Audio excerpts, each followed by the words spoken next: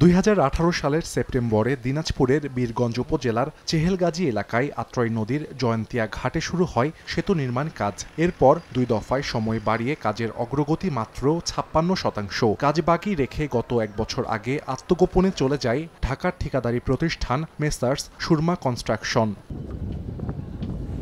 সেতুটির কাজ বন্ধ থাকায় নদী পারাপারে ভোগান্তি পোহাচ্ছেন এলাকাবাসী। এজন্য ঠিকাদার ও এলজিডির গাফিলতিকে দুষছেন স্থানীয়রা। দুই পারে যে যোগাযোগ, যে সেতু বন্ধনটা, সেটা আমাদের খুব সমস্যা হয়ে যাচ্ছে। যাতায়াত করতে পারি না, এখন মোটরসাইকেলে অর্ধেক রাস্তা হাঁটিয়ে নিয়ে যাওয়া লাগে। অ্যাম্বুলেন্স গাড়ি যদি এদিক দিয়ে বাগান খুব শর্টকাটে যদি যাইতে পারিনি, ছাত্রছাত্রীগুলা সময় মতন ক্লাস যাইতে পারে না।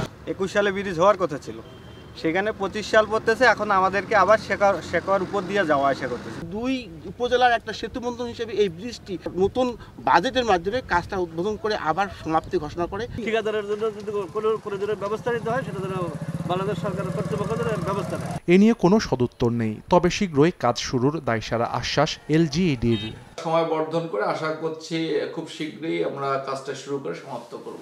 450 মিটার দীর্ঘ সেতুটি নির্মাণে ব্যয় ধরা হয়েছে 44 কোটি 16 লাখ টাকা। কার্যাদেশ অনুযায়ী 2021 সালের এপ্রিলে সেতুটির নির্মাণ কাজ শেষ হওয়ার কথা ছিল। সময় সংবাদ, দিনাজপুর।